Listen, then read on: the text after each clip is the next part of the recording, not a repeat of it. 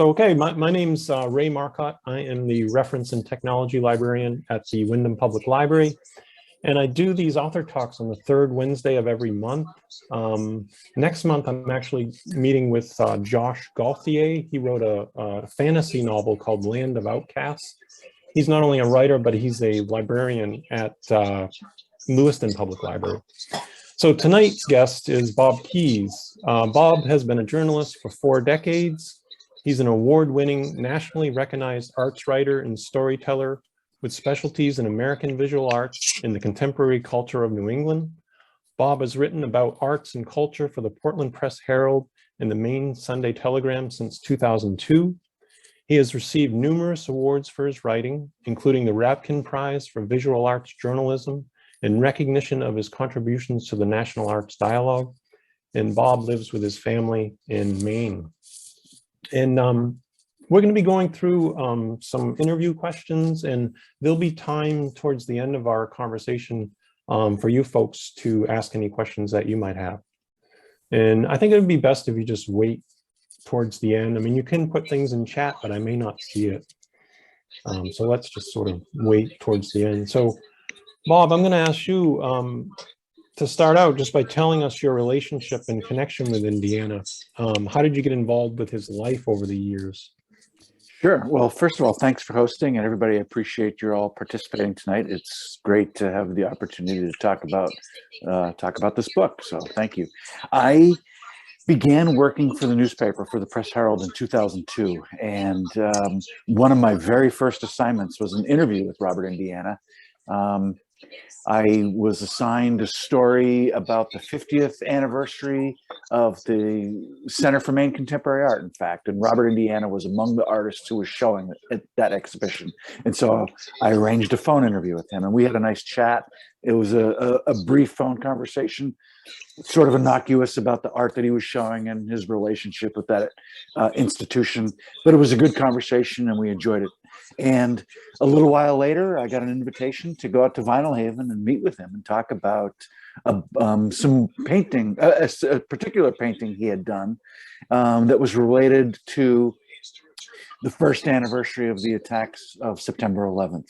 And we were at the newspaper, this was August of 2002 at this point, and we were interested in doing stories about 9/11 and what it meant. And I was looking for some stories for the Arts Beat.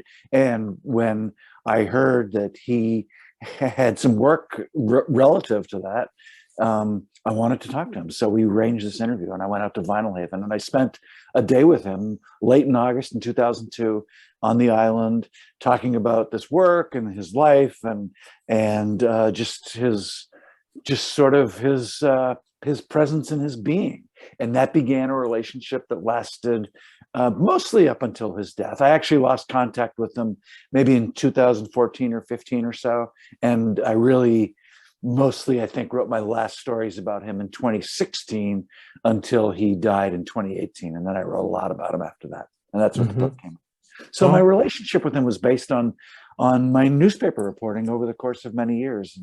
And, it began with a great experience with him out on Vinyl Haven at his home that lasted the better part of a day. Oh, thank you. Bob, I know you're not Indiana's biographer by any means, but could you just give us a sense of his early life, like where he grew up, and because it gives us a sense of who he becomes. Yeah, absolutely. And I agree completely with the idea that where you're from and the places where you lived in your early part of your life inform who you are and how you are. So Robert Indiana was actually born Robert Clark in Indiana, in Newcastle, Indiana, and had a difficult childhood. He was adopted at a very young age and was brought into a home of young parents who had lost an earlier child, and they split up when he was young, and he spent a lot of time going back and forth between the homes of his parents in Indiana, and neither had a great life in the sense of a lot of financial flexibility and success. They had their means, but they struggled, and he as I said, he grew up bouncing between households and in a very unstable environment. And when he was high school age, he moved to Indiana to live with his father, and that's when he started to work on artwork and become expressive in a creative sense. And eventually, he followed his instincts as an artist, and he went through the process of trusting his instincts as an artist and learning to express himself. And through the course of life and serving in the army or in the Air Force, made his way to New York in the mid-1950s, which is a very exciting time. And he embedded himself in the New York art scene, and he surrounded himself with people like Andy Warhol and Lichtenstein and others who had some success in the art world and or were having some success and finding their way. And he became part of this really vibrant scene. And being in the right place at the right time with the sense of unrootedness that he had, he responded to New York in a great way. He was able to go to New York and thrive in an environment where he had to make it on his own, because that's kind of what he had done throughout much of his life. And in that environment, he got the confidence to actually change his name and adopt this new identity as Robert Indiana. And his early work was figurative. He did some landscape. He did a lot of portrait type work, traditional art school work, frankly. And but he found his niche in New York and what became the pop movement, although he always bristled at that, the notion of being part of that movement, but that's what he was at first. And that's where he found his voice. And as I said, he changed his name to Robert Indiana, and he developed this personality within his artwork where he began to express who he was and what he believed in and how he lived in subtle ways in his work. And that began happening in earnest in the mid to late 1950s. And by the early 1960s, he had drawn the attention of the museum world and the New York art world and started to sort of become an artist with a certain amount of respect and recognition on a larger scale than just the local New York art scene. And so it was a relatively slow build, but it really involved him becoming self-confident in himself as he developed a certain artistic style. And you were just talking about his early work, and I just wanted to hold up quickly. If you've never heard of Robert Indiana, you've probably seen that Love piece, which came out in, what was it, 1967? Well, it came out in the 1965. He did it as a Christmas card for the Museum of Modern Art. And this is the interesting thing about Love, that it became his most famous piece. And he did it as a request for the museum to create a Christmas card. And he developed various motifs in the years prior to that involving the words and letters of the word love and the letters of love, and how they were arranged. But he arrived at that as a sketch for a Christmas card, and later he wanted to show it in a gallery show, and he created a painting of love and also a sculpture and some prints or some various. Love really lacked an original because its original was a Christmas card. It was never an original painting. The painting followed the Christmas card. And the interesting thing about Love is that he had a show at the Stable Gallery. I believe it was in 1966, if my memory is right. And they needed a poster for the work. And there's a series of loves in the show. Paintings, a sculpture, and various other things.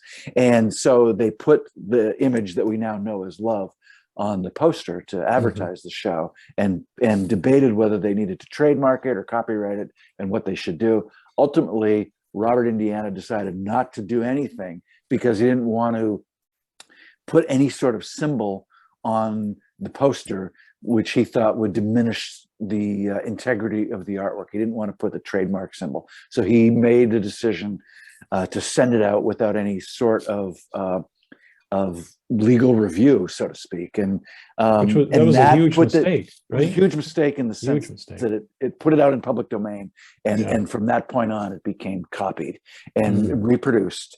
And he never. It wasn't until much later that he was able to reclaim credit for that work in terms of copywriting it and that sort of thing.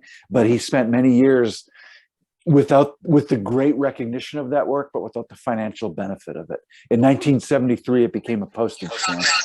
The postal service paid him $1,000. Sorry, let me see if I can mute this here. Yep.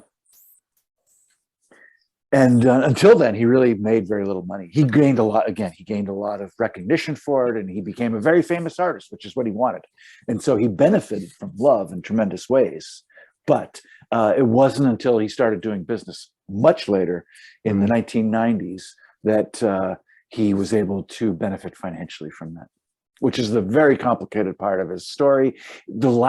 His lack of benefit from love made him a very bitter artist, and it made him sour on New York, and ultimately is what brought him to Maine. Well, that was my next question. You mentioned earlier that he spent his early years as an artist in New York, but what really prompted his decision to move to Vinyl Haven, which is this rather remote island off the coast of Rockland? I've been up to Vinyl Haven. It's pretty remote.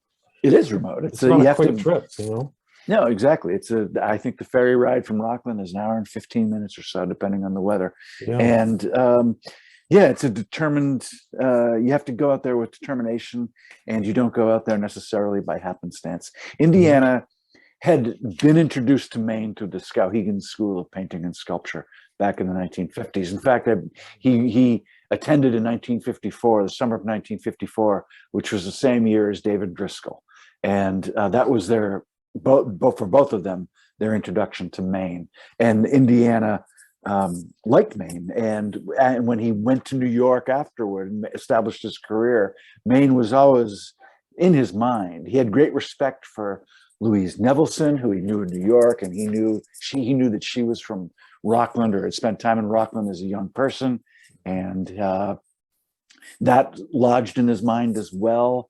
And there were other artists from Maine that he had some interest in. So Maine was in his thoughts. And as he soured in New York in the 1970s, the opportunity came to Maine presented itself. And the opportunity came to Vinyl Haven because of his friendship with a photographer who happened to own the Star of Hope. And Indiana went out there to spend some time and decided that it would be a great place to have his studio. Star of Hope, this old Victorian building on the island that had been used by the Oddfellows as their lodge. It actually had been two buildings combined into one and expanded and became this big, dramatic building right on the harbor of Carver's Harbor in Vinyl Haven, and became this cultural visual element identified with Vinyl Haven, and from the late 1800s on. And nearly a century later, Indiana took it on at his studio. And when the photographer died, his estate offered Indiana the opportunity to purchase it for $10,000, which he did in 1978, moved out there in 1978, and moved out there bitter about New York, upset with the way he was perceived, angry that he hadn't had the same sort of museum shows that many of his peers had had. He had had success with love, but didn't benefit from it financially, and he wanted to get away from things.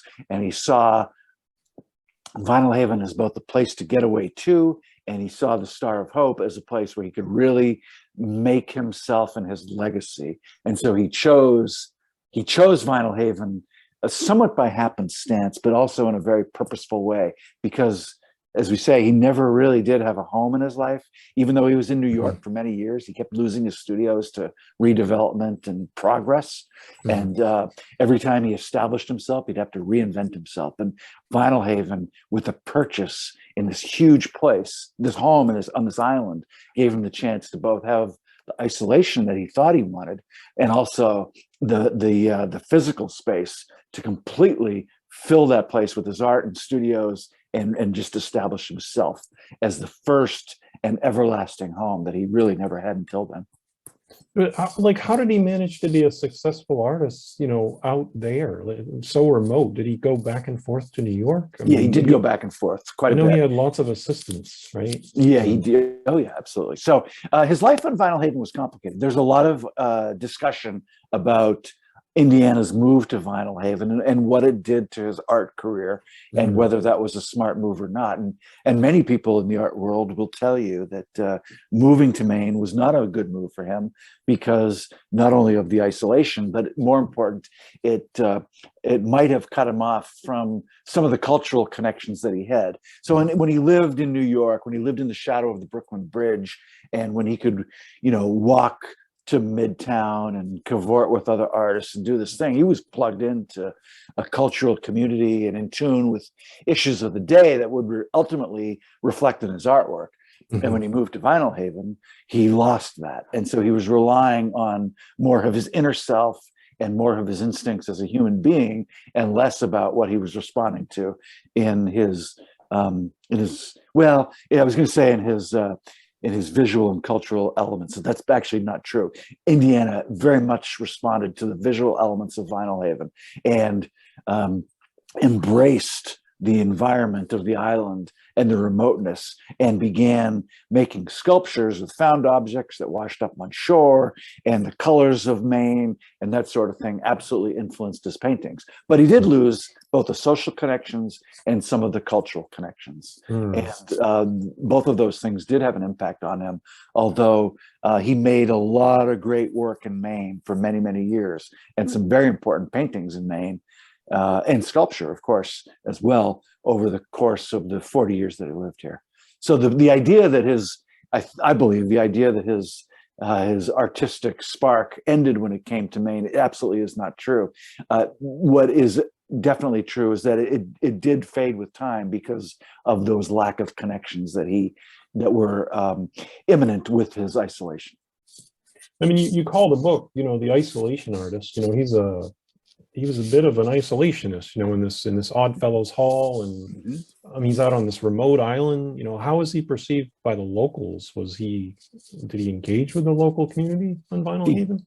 Yeah, he did at first, and he made a purpose of trying to fit in, and it went well at times and not well at other times. Just to go back to my first experience with him in 2002, leading up to the first anniversary of 9/11, he had been in New York on 9/11. In fact, he had an appointment in the World Trade Center that morning to discuss basically marketing opportunities with a series of paintings that he was going to show in France. And he and a studio assistant were going to fly out to France the next day on September 12th. And their meeting in the World Trade Center had been postponed because Indiana discovered he had passport issues that he had to resolve before they could fly out the next day. And so he had to deal with that. Meantime, he didn't have the appointment. Meantime, the planes hit, and Indiana and his studio assistant, Sean Hillgrove, who's a big player in the book and a big player in Indiana's life, ended up in Manhattan during 9/11. He came back to New York a very different person in many ways than pre 9/11. Indiana throughout his life was certainly a left-leaning person, but 9/11 made him reconsider some things in his politics. And the reason he invited me out to Vinyl Haven is because he made a painting about Afghanistan, a sort of a anti-Afghanistan, pro-USA painting essentially in favor of the invasion of Afghanistan, which would be very out of character for his body of work. But that is the impact of 9/11. But also related to that, he had shuttered the front windows of his house because of vandalism over the years. And instead of replacing the broken glass, he decided to cover them with wooden shutters. And after 9/11, he painted those wooden shutters in the red, white, and blue of the American flag. And he also put 6 American flags on the top of the Star of Hope, which could be seen for a long way away from the water and otherwise. And he felt like this patriotic gesture, which was very sincere to him, would help endear him to the Islanders, with whom he had had a difficult relationship, hot and cold over the years. But one of the things he wanted to talk about when I went out there was that he hoped this patriotic gesture might help him with his standing with the islanders. His relationship was mixed. A lot, he was a difficult person, but he tried to make friends, but he also was prickly, and so he made a lot of enemies. You mentioned in the book he had like these, certain knocks on the door or something. Yeah, he didn't. At first, he welcomed people in. He wanted people. He wanted people to come in and see the place. But eventually, if you wanted to get in, you had to have a code. You had to knock a few certain periods of time and certain numbers of time on the door, and then he would let you in. If you wanted to reach him by phone, you would call, hang up, call back, let it ring twice, hang up, call back, let it ring 3 times, and then you knew what to do, and he would answer. It was the same thing with the knocks on the door, and there was no reason for it. He was purposefully difficult, and it made him very unlikable in the eyes of many people, where being straightforward and honest and whatnot is just the way things work, especially on an island. And this relatively rich artist moves out there and buys one of the biggest houses on the island and fills it with his work, and invites a lot of perceived to be eccentric friends from New York to come and visit. And he ruffled a lot of feathers, no question about it. And he spent most of his 40 years on the island, both in difficult relationship with local people and in some very good friendships with local people. But it was always challenging for him. What do you know what has become of the Star of Hope Lodge? When I was out in Vinyl Haven, I didn't even know about it, so I didn't go look at it. But yeah, because he died in 2018. Correct. What's going on with the Star of Hope Lodge now? Sure. So the foundation that Robert India founded 2 years before he died, the Star of Hope Foundation, has become owner of the lodge. That is based on the illegal case that has resulted from his death, or right before his death. And so they own it, and they have put a lot of money into it. Actually, they've spent a lot of time and effort in not renovating, but actually really truly restoring the building so that it has some structural integrity. Robert Indiana, when he moved into the Star of Hope, spent a fair amount of time and money fixing it up in terms of cosmetic features. He had it painted, he replaced some shingle, he did a lot of work, ultimately replaced the roof, did some things, but it lacked structural integrity. It had been combined with 2 different buildings and then expanded. And by the time that Indiana moved in, it was showing some architectural wear and tear. And certainly by the time the Star of Hope Foundation took ownership in 2018, that building was near collapse. An architect from Rockport estimated that building would have collapsed on Indiana if he had lived another decade. It was in very poor shape. So they put a lot of steel beams in that building, and they had to do a lot of water mitigation and various other things, because the water was pouring in from the gutters into the house. And so they have spent time and effort to fix it up, and now they are working on programming. And the idea is that there will be a art center and a cultural center out there. Indiana owns several other buildings on the island, residences that the Star of Hope Foundation also owns. There will likely be some artist residency programs, and there will very likely be a display of his artwork in some sense. But the Star of Hope as a museum, as Robert Indiana envisioned it when he created his foundation, almost certainly will not exist as the way things are going now. It'll be used more as a community space than as a place to honor Indiana and his artwork. So there's no art in there, none of his art. Well, I don't know if I can say that at this moment. Last time I saw it, which was during this renovation process, of course, there was no Indiana artwork in there. The Star of Hope Foundation does own quite a bit of Indiana artwork. They inherited all the work that wasn't owned by other people, that was in the Star of Hope and the other buildings on the island. And that is part of this process that is still continuing in terms of the legal aspects, who owns what artwork and that sort of thing. And some of those claims are still pending. But ultimately, the Star of Hope Foundation owns quite a bit of Robert Indiana's artwork, and where it will be displayed remains a question to be resolved. I mentioned earlier that Robert Indiana died in 2018, but I know his death date, there's a lot of murkiness around it. We know the year, approximate day and month, but Yeah, can you tell us a bit about that, what you know? absolutely. Sure. So, Robert Indiana was reported to have died on May 19th, 2018. And that was a Saturday, as it turned out, about 5:45 in the afternoon. And his death became public knowledge on Monday, May 21st, 2018. And it became public knowledge because the New York Times, which had begun reporting on a lawsuit that had been filed against Indiana by his art dealer, who owned the rights to love. The lawsuit was filed on Friday, May 18th. So the New York Times is writing a story about the lawsuit, trying to reach Indiana for comment, couldn't reach him, finally reached his lawyer in Rockland on Monday, the 21st, with the information that they had heard that Indiana had died. And so at that point, his death was confirmed. On Monday, May 21st, it was confirmed. Jim Brannon, Indiana's lawyer in Rockland, said that Indiana died on May 19th. That was the date everybody reported, including me at the Press Herald, all the other media. That is still his official death date.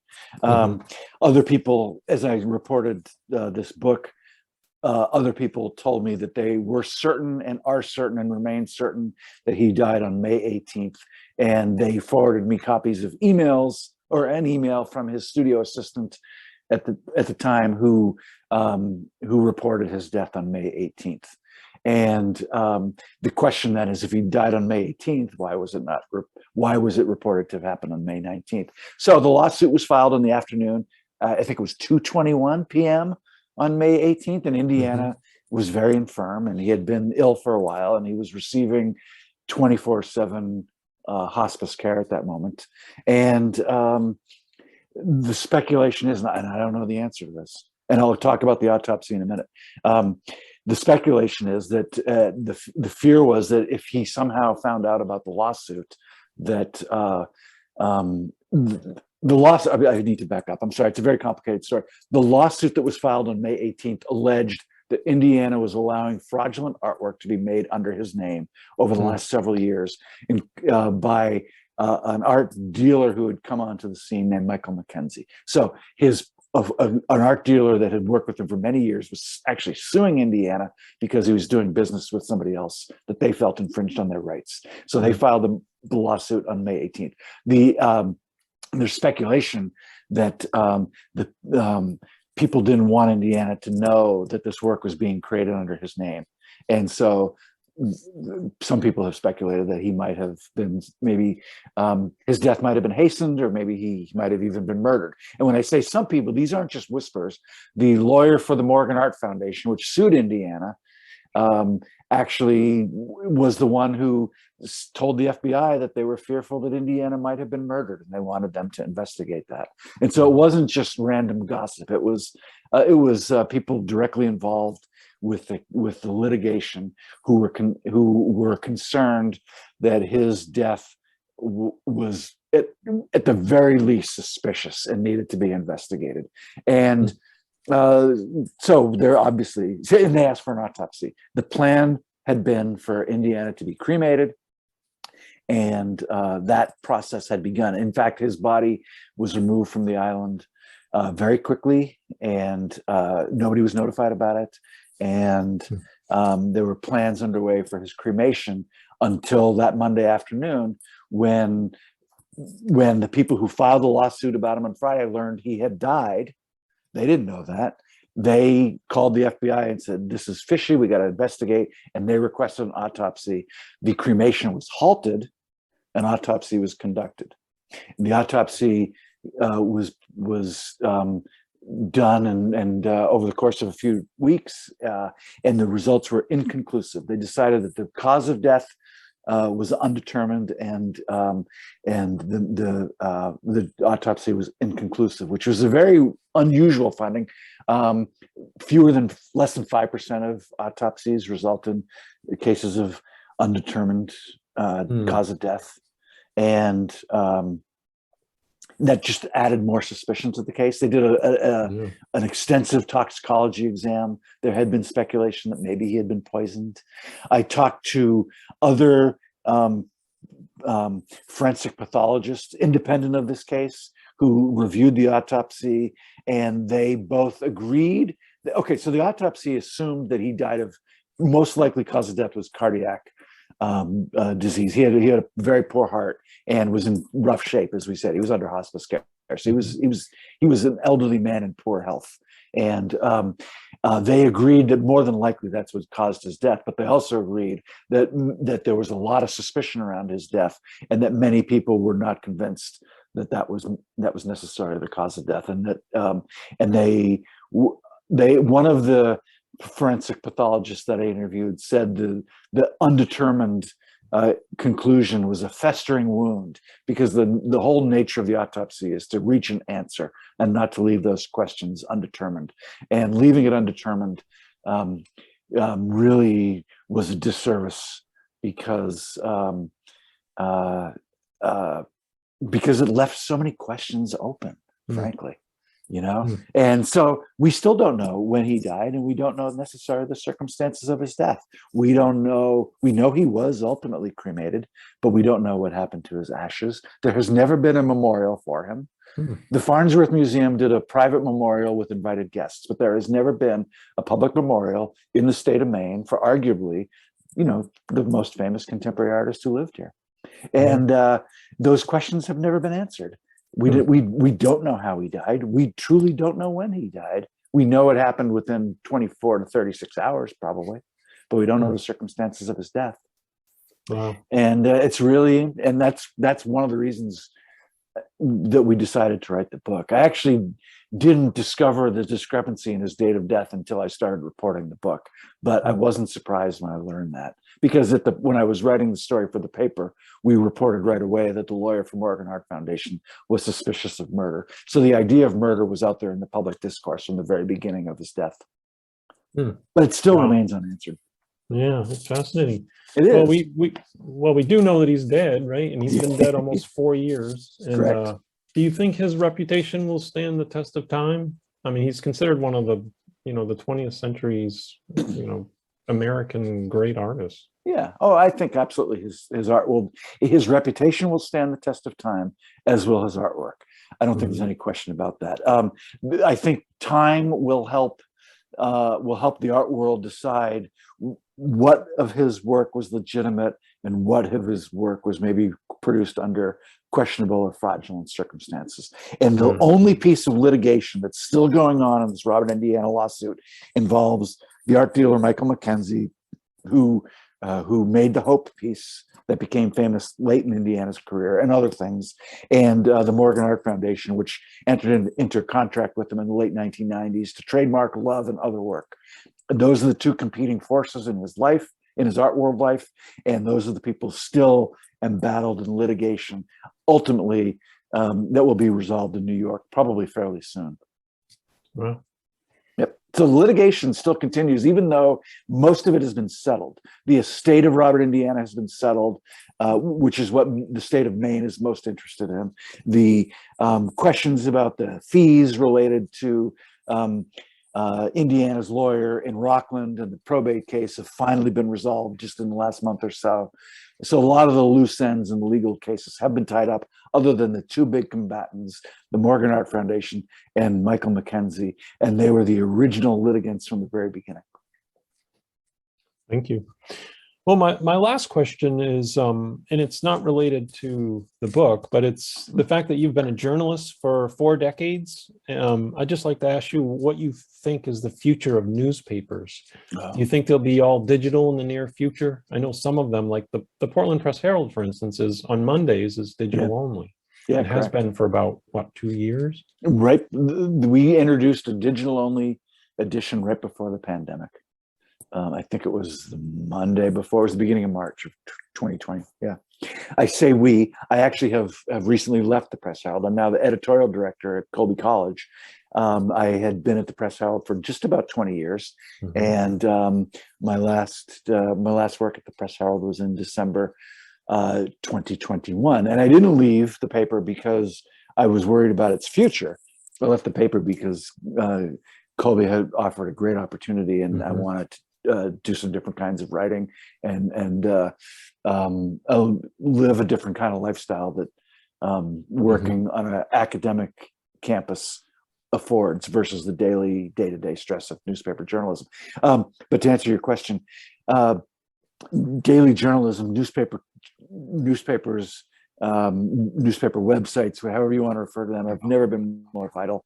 I think there is a huge future in community journalism as a whole, and whether they're digital or print, in some ways, to me, is almost an irrelevant question, because time is going to answer that.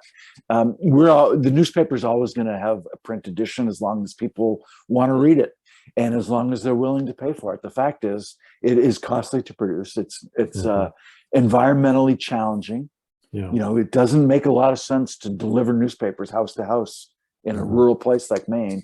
The efficiency of digital makes a lot of sense in a green world that we're living in right now, frankly. And with Maine's expansion of broadband in small rural communities, I think the digital presence of all media will become just more in the future. Of course, there's no question about that. And print will exist as long as people want to read it. But the number of print papers will diminish with time, and the demand for it will diminish with time. With my new job, I'm now commuting quite a bit and living in Waterville and coming back to my home in Berwick and vice versa. And so I've stopped taking the print paper except on Sunday, because I don't want to create that waste. I'm going to be recycling. I read it every morning online. I subscribe to 5 or 6 newspapers, and I have all digital subscriptions to all of them. The only other print edition that I take is the Sunday Boston Globe. So I've pretty much converted to digital. But the larger point, in my opinion, is the value of community journalism. And the truth is, I would never have been able to have written this book or covered this story with the depth that I covered it for the paper if we didn't have local ownership that understood the value of local news and understood that Robert Indiana was an artist that needed this attention. I will tell you exactly how the story unfolded, and it's all about local journalism. I learned about Indiana's death at about 5 o'clock or so on Monday, May 21st, and I was driving from the office in South Portland home to Berwick, and got a phone call from my editor that Robert Indiana had died. So I pulled over and we had a conversation, and he told me at that time, he said, "This is your story to do. This is our story. We need to own the story. This is a huge story. As soon as you get home, this is what we're doing." And so I got home and I started making phone calls, and we had a story the next day in the paper that Indiana had died, with a little bit of the lawsuit. But I didn't know about any of this until that afternoon. And then after I filed that first story, I read the lawsuit in far more detail, and the next day did a story about this explosive lawsuit that had been filed on Friday. And then on Wednesday went out to Vinyl Haven to report what was going on the island. And that's when I encountered the FBI and all the security and everything that was going on, which was a total chaotic scene out on the island. I mean, his death was a huge thing out there. And then I did a story for that Sunday's paper about the scene on Vinyl Haven and everything that was going on. And from that moment on, the Press Herald absolutely owned the story. And it was because the decision of the editors that that's what we were going to do, because that's what local journalists do. We could have relied on other people to tell the story, but the editors made the right decision that we're going to do this because that's our responsibility. So that's what local in community journalism is all about. You'll get stories with much more depth and with understanding of what's important that you will miss when you don't have it. I mean, I can't implore people enough to support your local newspaper, and that doesn't matter whether it's the Press Herald or the Bangor Daily News. Whatever it is that's covering your community needs your support, not because they're desperate, but because you need to know what's going on. Right. Yeah. Thank you. Yep. Yeah. No, that's great. Well, that was my last question for Bob. We're going to open it up for questions from the participants. You can either send the note in the chat, and I can have a look at that and relay it to Bob, or you can unmute yourself and do it verbally, since there's only 13 or 14 of us. Does anyone have any questions? you can just speak right up or write it in the chat.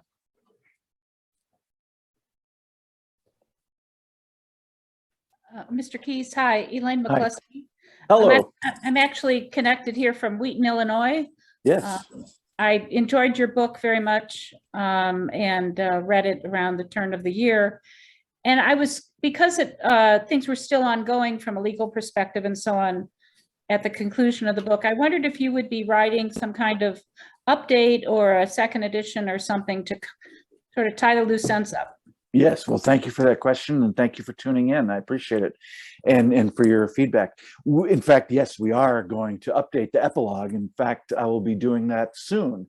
There are a lot of developments in the legal case since we last wrote in the book, which was June of 2021. The book came out in September. I think we did our last updates maybe the first week of June of 2021, and there have been some resolutions to various aspects of the case, and there have been some new revelations. And so I'm going to update the epilogue, and I'm going to jump into that project in the next month or so. And the idea, as I understand it, is we'll have a paperback out sometime before the summer, and we'll update the epilogue for that. That's our plan. Yep. Excellent. Yeah. Thank you so much. Yeah. Thank you for asking. So there's another question that came up in the chat. Bob, could you comment more about Indiana's paranoia? Yeah, that's a great question. Yeah, Indiana had a hard time with trust. He had this difficult childhood. He lived in, as I said, in this house that was unstable in an environment where he didn't know where he quite fit in, and he never learned to trust people entirely. And whenever he did trust people, they seemed to take advantage of him. And so Indiana had a paranoia about people in general. And I think that became insidious in his life over time. And I think it compounded after he arrived on Vinyl Haven. I don't think it was a huge issue at first. As I say, he invited people into the Star of Hope. There's some anecdotes in the book about him opening his doors to art tours that would come to Maine and visit important places in Maine art. And he would give tours of the Star of Hope to these people who would show up on the island on the ferry. And that was early in his time on Vinyl Haven.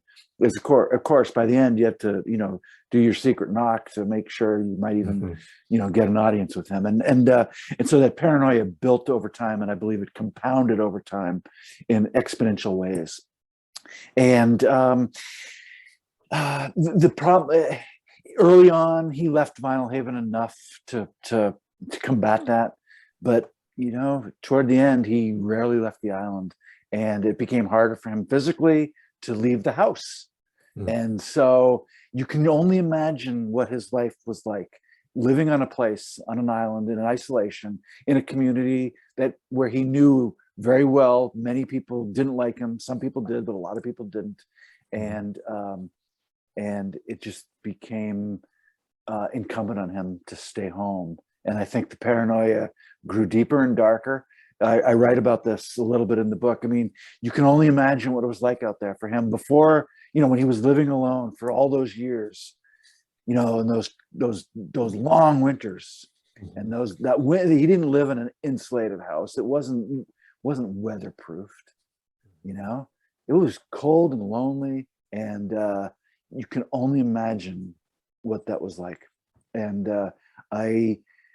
I've tried to put myself in his shoes to some degree in terms of imagining what that was like, and it's the paranoia was, I think, a very real thing for him, but it all stemmed from the lack of trust, and it built over the course of time in his life, and it compounded in dramatic ways in those last 5 or 10 years, especially when he became aware that he had cast the die.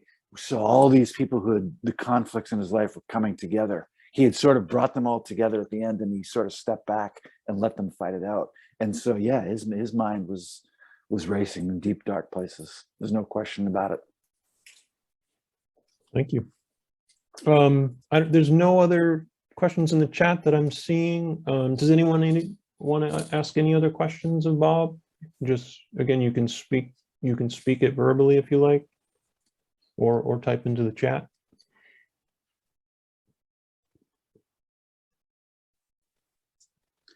I'm curious if Indiana had any long-term partners. Oh, yeah, what a question.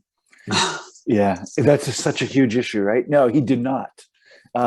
He had a lot of lovers. He had partners in his life, and there may have been people. I have heard these stories that there may have been a person or two who flew in from various places every now and again that he would go away in, for a while with, but he didn't have a committed partner, and that was a huge part of his isolation and his lack of love, frankly. A lot of his relationships were transactional. All of his relationships really were transactional in many ways, and that's not just in terms of his lovers. That's in terms of the people who did business with him, and unfortunately, not across the board, but unfortunately, many of his studio assistants as well. He was a man who was easily taken advantage of, and that was a lot of it was his own fault, and a lot of it was just the nature of how he chose to live his life, and people were able to perceive that. He was a very generous person. The people who did reach him in an emotional way and with whom he had relationships would describe him as extremely generous. He bought homes for people. He gave away artwork. He did very generous things for many people. He paid medical bills for his studio assistants and various things like that. But he also allowed himself to be taken advantage of and bought homes for people that maybe he shouldn't have. Yep. Thank you. There's a couple of questions in the chat. Have you heard from any of the locals about the opinions regarding the book? I assume Yes. they mean on Vinyl Haven. Yeah. Yes, I have. That's your question. All these questions are great. Thank you.